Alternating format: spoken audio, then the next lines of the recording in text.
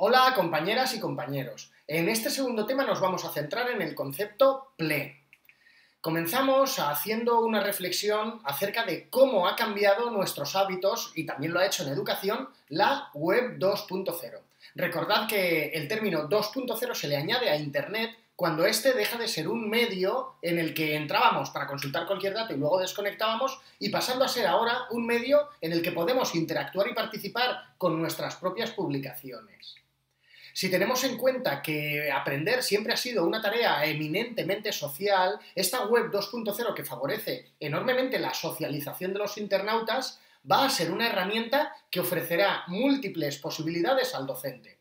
Sobre todo porque nos permite situar en el centro del proceso de enseñanza y aprendizaje a las personas, y no tanto a los contenidos o al propio docente como en los modelos más clásicos. Por lo tanto, hoy es necesario acometer una renovación pedagógica que en realidad no debe depender en exclusividad del uso o no de las TIC.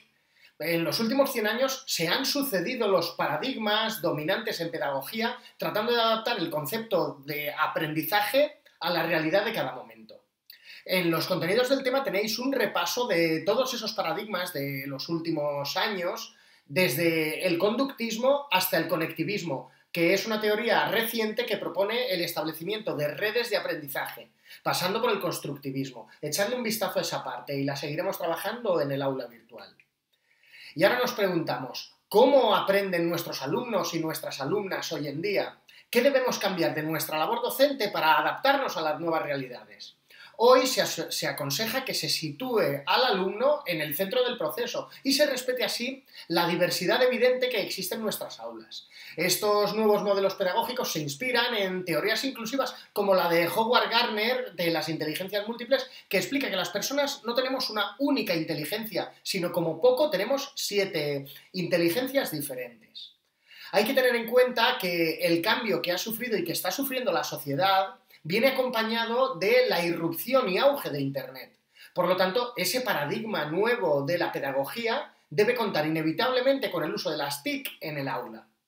Es una obviedad decir que el aprendizaje se produce en un entorno determinado, valiéndonos de unas herramientas concretas y de los contactos con los que interactuamos. En este contexto surge el concepto de PLE, que es el acrónimo de Personal Learning Environment, que en español es entorno personal de aprendizaje. Un PLE es un conjunto de herramientas o servicios o conexiones con las que aprendemos, intercambiamos y compartimos información y experiencias. Es el conjunto de aplicaciones y de herramientas, no necesariamente informáticas, aunque la conectividad nos ofrece un montón de posibilidades tecnológicas, son las aplicaciones y las herramientas, decía, con las que aprendemos.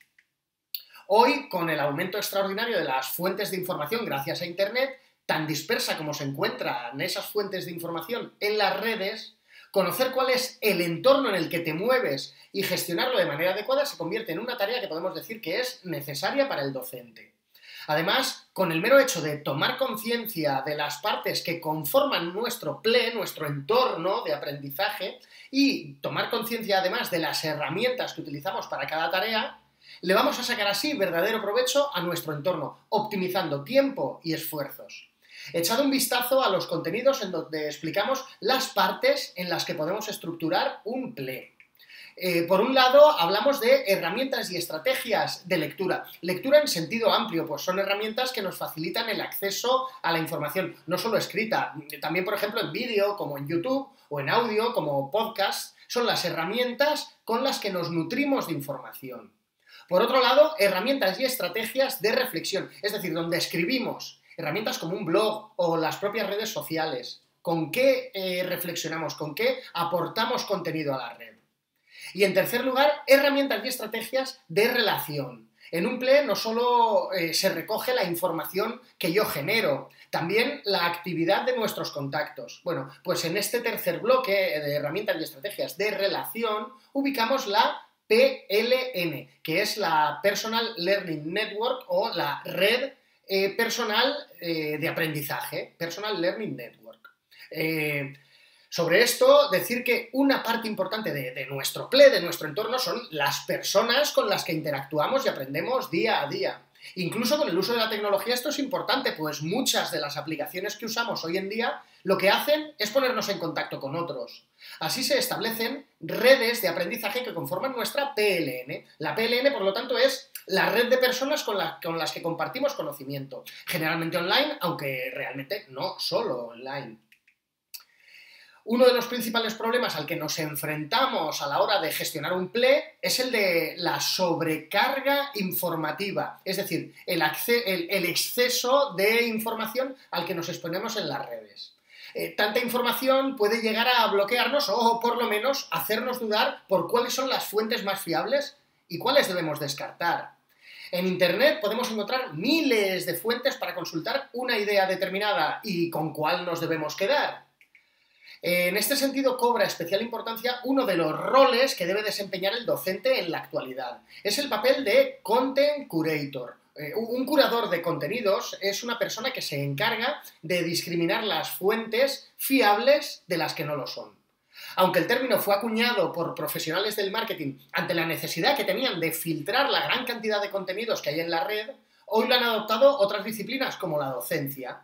Porque en realidad lo problemático no es que exista una gran cantidad de información, lo problemático en realidad no es la sobreabundancia de datos, sino la falta de unos filtros adecuados. Bueno, a lo largo de este tema vamos a ver cómo organizar toda esa información. Esperamos que el curso os esté resultando interesante. ¡Mucho ánimo!